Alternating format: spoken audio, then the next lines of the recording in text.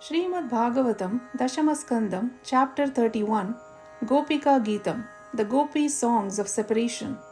This chapter tells how the gopis, cowherd girls of Vrindavana, feeling deep sadness from being separated from Lord Krishna, sat by the Yamuna river. They prayed to see him again and sang songs praising him. The gopis had given their hearts and lives to Krishna. Because of this, they felt intense pain when he was not with them. Even though they cried, their tears were not from ordinary sadness. They were signs of deep spiritual joy. There is a saying, when a true devotee looks sad, it actually means they are feeling the highest spiritual happiness. Each gopi spoke to Krishna in her own way, full of love and longing, asking him to be kind and return to them. As they remembered Krishna's pastimes, they sang a song that helps anyone who feels the pain of being away from God. Their song brings peace and good fortune. They sang, O Lord, O beloved, O playful one, when we think of your smile, your loving eyes, and how you played with your friends, we feel overwhelmed. We remember your beautiful face with dark curly hair, covered in cow dust, and we cannot stop thinking about you. When we think of how you walked barefoot through the forests with the cows, our hearts ache. To the gopis, even a moment without Krishna felt like forever. Even when they were with him before, they hated to blink because it made them miss even a second of seeing him. Although their feelings might seem like romantic desire, they were actually pure love. The gopis only wanted to make Krishna happy. Their love had no selfishness, only a deep wish to serve and please him. Gopyauchuhu Jayati tedhikam janmana vrajaha Shrayata indira shashvadatrahi Dayita drishyatam dikshutavakaha Tvayidrita savaha tvam vichinvate.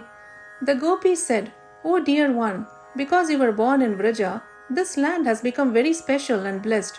That's why Lakshmi Mata, the goddess of fortune, always stays here. We are your devoted servants and we live only for you. We have been looking for you everywhere. Please come and show yourself to us. Sharadudashaye sadhu jata Sat sarasi jodhara Shri Mushadrisha Suratanathate Ashulka dasika Varadanignato Neha kim vadaha.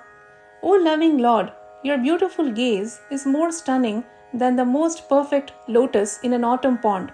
But you, who give blessings, are breaking the hearts of the maidens who love you freely and completely. Isn't that like hurting someone who trusts you? Vishajalapyayat Vyalarakshasat Varshamarutat Vaidyutanalat Varshamayatmajat Vishvato bhayat Rishabhate vayam Rakshitamuhu. O most powerful one, you have saved us many times from poisoned water, from the fierce demon Agha, from heavy rainstorms, from the wind demon, from Indra's thunderbolt, from the bull demon, and from the magical son of Maya. This verse expresses deep gratitude to the Lord for protecting his devotees from many dangers. Nakhalu gopika nandano bhavan akhila dehinam antaratmadrik vikhana sarthito vishwaguptaye sakha udeyivan Satvatam Kule. O dear friend, you are not really the son of Mother Yashoda. You are the divine presence inside everyone's heart. Lord Brahma asked you to come and protect the world, So you were born in the Satvata family. This verse reveals the deeper truth about Krishna's identity. He may appear as a child of Yashoda, but he is actually the supreme soul who responds to the prayers of the gods. विरचिताभयं वृष्णितूर्यते चरणमीयुषां संसृतेर्भयात् करसरोरुहं कान्ताकामदं शिरसि देहिनः श्रीकरग्रहम्. O greatest of the Vrishni family, your soft lotus-like hand, holding the hand of the goddess of fortune, gives courage to those who come to you, afraid of worldly life. O beloved Lord, please place that magical wish-giving hand on our heads. This verse is a heartfelt prayer asking for divine protection and blessings from Krishna, whose touch brings peace and freedom from fear. Vrajajanartihan वीरयोषितां निजजनस्मय ध्वंसनस्मिता भज सखे भवत् किङ्करीस्मनो जलरुहाननं चारुदर्शय. O you who remove the pain of the people of Vraja, O beloved of all women, your smile breaks the pride of those who love you. Please, dear friend, accept us as your servants and let us see your beautiful lotus-like face. Pranata dehinam papakarshanam trinacharanugam sriniketanam panipanarpitam te padambujam krinukucheshunah krindihrichayam. Your lotus feet remove the sins of anyone who surrenders to you. They walk gently behind the cows in the fields and are always loved by the goddess of fortune. You once placed those feet on the heads of the serpent Kaliya. Please place them on our hearts and take away our desires. This verse is a humble prayer asking Krishna to purify the heart and remove worldly cravings through his divine touch. Madhuraya gira valguvakyaya budhamanogyaya pushkarekshana vidhikaririma वीरमुह्यति अधरसीधुना आप्याययस्वनाः. O lotus-eyed Lord, your gentle voice and lovely words keep amazing us. They capture even the wisest minds. Our beloved hero, please bring us back to life with the sweetness of your lips. Tava kathamritam तप्तजीवनं कविभिरीडितं कल्मषापहं श्रवणमङ्गलं श्रीमदाधतं भुवि गृह्णन्ति ते भूरिजा जनाः. Your words and stories about your actions are like life-giving nectar for people suffering in this world. When wise teachers share these stories, they remove sins and bring blessings to anyone who listens. These powerful messages are shared everywhere, and those who spread them are truly generous. This verse honors the spiritual power of divine teachings and praises those who share them with others. Prahasitam priya प्रेम वीक्षणं विहरणं च ते ध्यानमङ्गलं रहसि संविदो या हृदि स्पृशः कुहकनो मनाः क्षोभयन्ति हि. Your words and stories give life to people who are suffering. Wise teachers share them and they help remove bad karma and bring good luck. These stories are shared everywhere and have great spiritual power. People who spread them are truly kind and generous. चलसि यद्व्रज चारयन् पशून् नलिनसुन्दरं नाथ ते पदम् शिलतृणाङ्कुरैः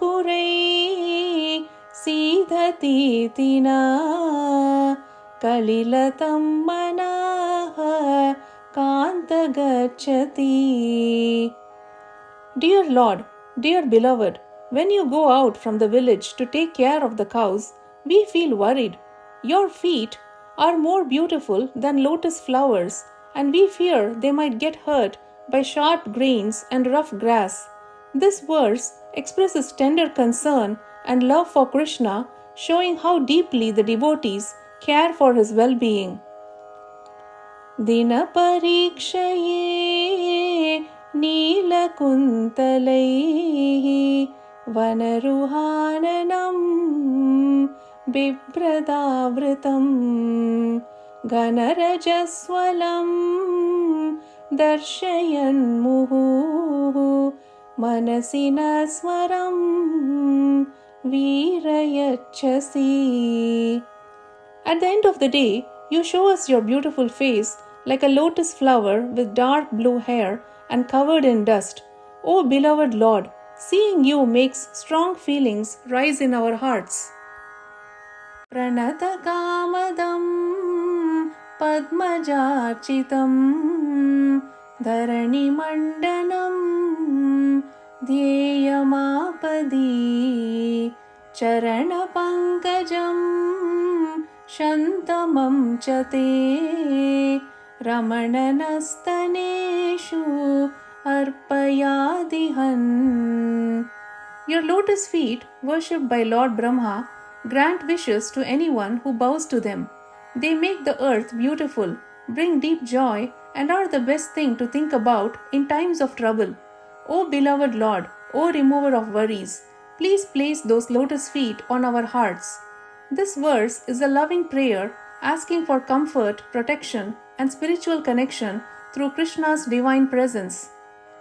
Suratavardhanam shokanashanam swaritavenuna sushtuchumbitam itararaga vismaranam nrinam vitaraviranaha te adharamritam. Dear Lord, please let us be blessed by the nectar of your lips. It fills the heart with love and takes away all sadness. Even your flute enjoys that sweetness and it makes people forget everything else.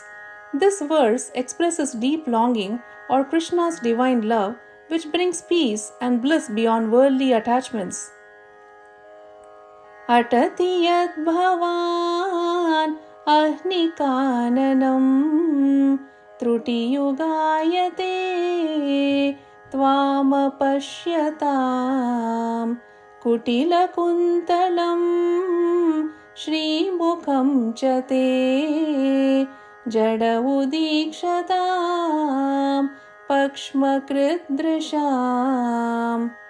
When you go to the forest during the day, even a tiny moment feels like forever because we miss you. And when we finally get to see your beautiful face with its curly hair, our joy is interrupted by our eyelids, poorly designed to close and block our view. This verse expresses deep love and longing for Krishna, showing how even blinking feels like a loss when gazing at him. Patisutan vaya Bratra bandhavan ati vilangyate antyachyutagataha gati vidastava udgita mohitaha kitavayoshitaha kastyajenishi. Dear Achyuta, you know exactly why we came, Who else but a divine trickster would leave young women who came to see him in the middle of the night, drawn by the sound of his flute? Just to be with you, we left our husbands, children, elders, brothers, and all our family. Rahasi samvidam richayodayan prahasitananam prema vikshanam brihadurashriyo vikshadhamate muhurati spruha muhyate manah.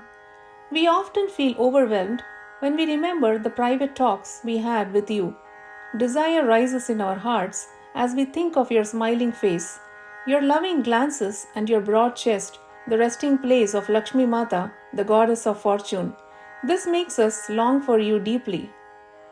Vrajavanaukasam vyaktirangate vrijinahantyalam Vishwamangalam Tyajamanakchanaha Tvatsprihatmanam Swajanahritrujam Yannishudanam.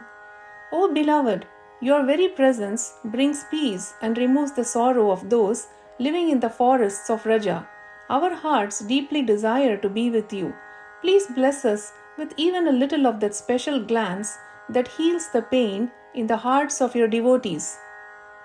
Yatte sujata charanamburuham staneshu bitaha shanaihi priyadadimahi karkaseshu tenatavi matasitat vyatatena kim svit Kurpadibihi Brahmati Dihi Bhavadayusham Naha.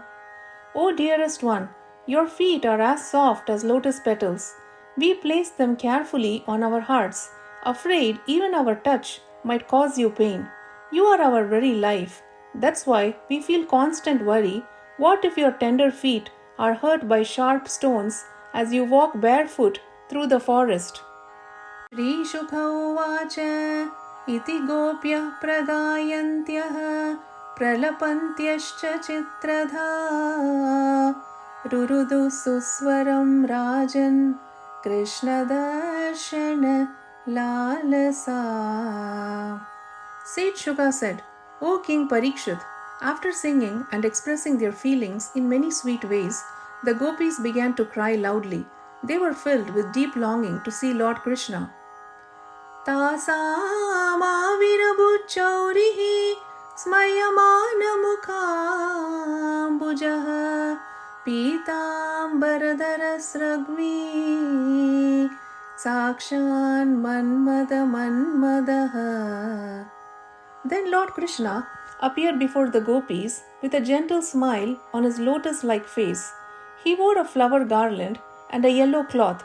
His beauty was so enchanting that even Cupid, who confuses others with desire, would be amazed by him.